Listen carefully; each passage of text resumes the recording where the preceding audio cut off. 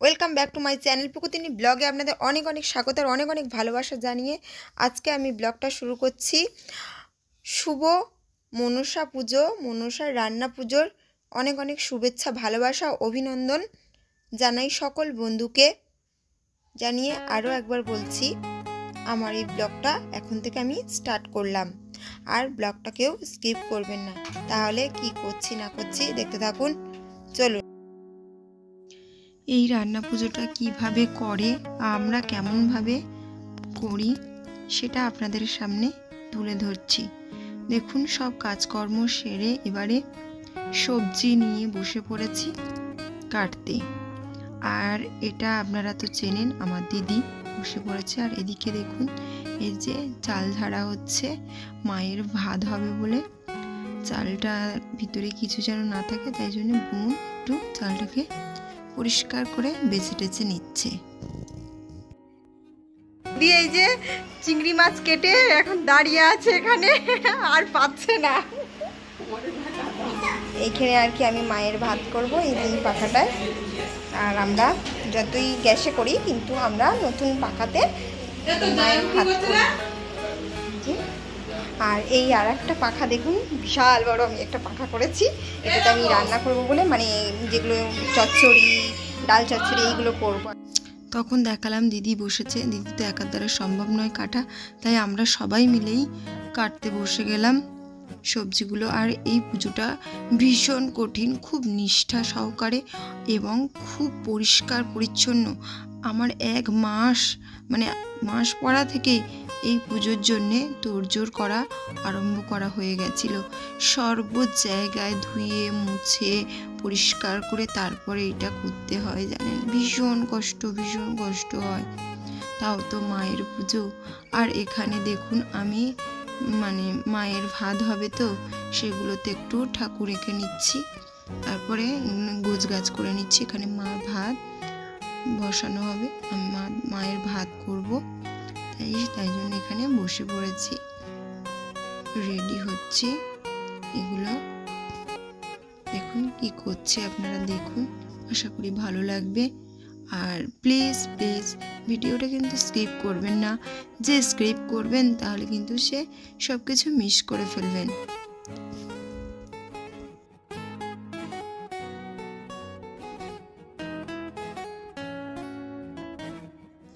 আর জানেন বন্ধুরা, এই রান্না পুজোটা কিন্তু সবার বাড়ি থাকে না, মানে এটা তো রান্না বান্না করা হয় অনেক কিছু মায়ের জন্যে, এটা কিন্তু সবার বাড়িতে থাকে না।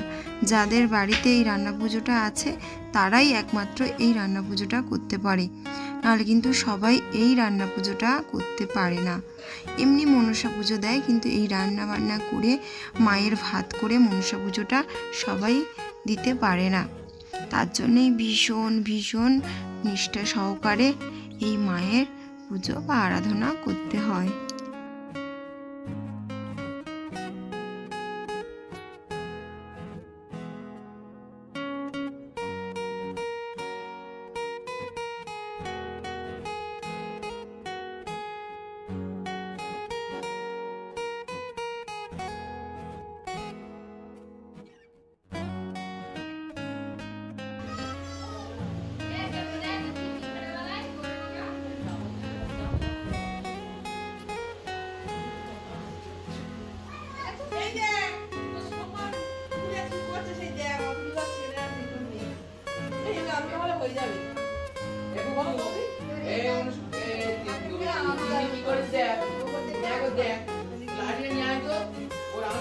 এবার আমি গোছগাছ করা হয়ে গেছে, এই যে আমার মায়ের ভাতটা বসিয়ে নিচ্ছি, এই যে।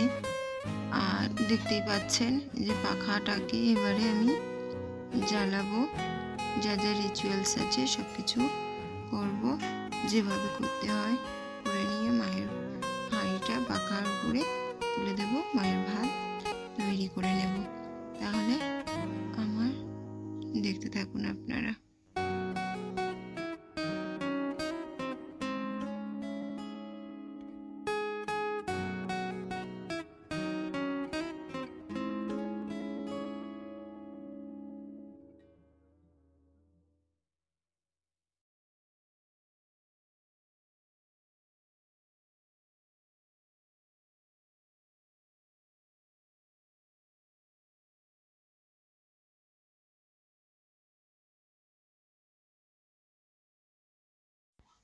পাখাটাকে প্রথমে জ্বালিয়ে নিলাম, নিয়ে যা যা রান্না হবে সেগুলো সব কিছুই একটু একটু করে নিয়ে নিলাম, নিয়ে ব্রহ্মা পুজো করে নিলাম, নিয়ে এবারে মায়ের ভাতটা করব।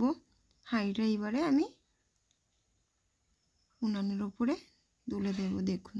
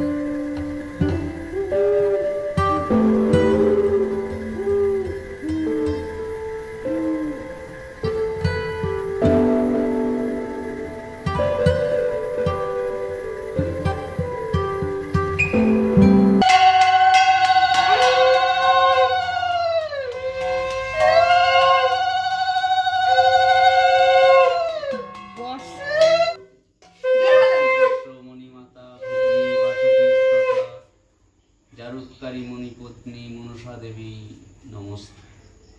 আস্তিকর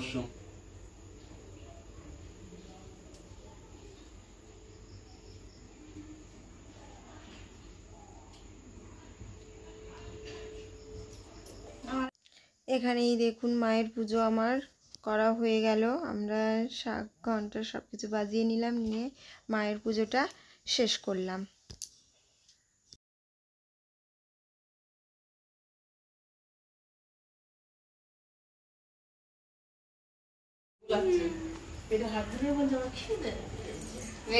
ভালো করে প্রণাম কর।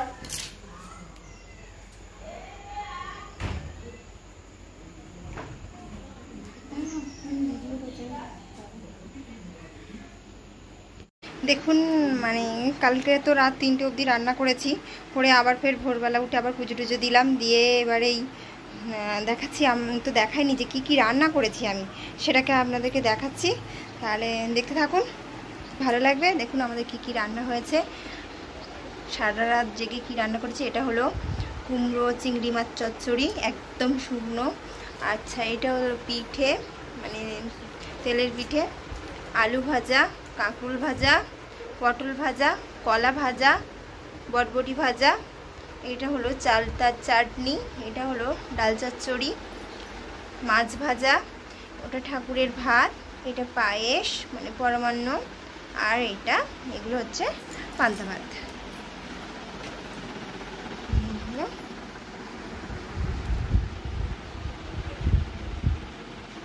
এইবারে হলো খাওয়ার পালা।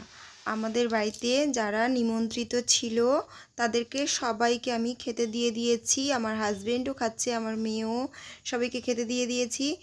আর কেউ খাচ্ছে, কেউ গল্প গুজব করছে, অনেক দিন পর সব এক জায়গায় হয়েছে, তাই আমি এখানেই ভিডিওটা শেষ করছি। মায়ের ভিডিওটা ভালো লাগলে অবশ্যই লাইক করবেন, শেয়ার করবেন, আর অবশ্যই কমেন্টে জানাবেন কেমন লাগলো। আর যারা নতুন দেখছেন তারা চ্যানেলটাকে অবশ্যই সাবস্ক্রাইব করে নেবেন, সাবস্ক্রাইব করে আমার পাশে থাকবেন। তাহলে দেখা হবে পরের ভিডিওয়। টাটা।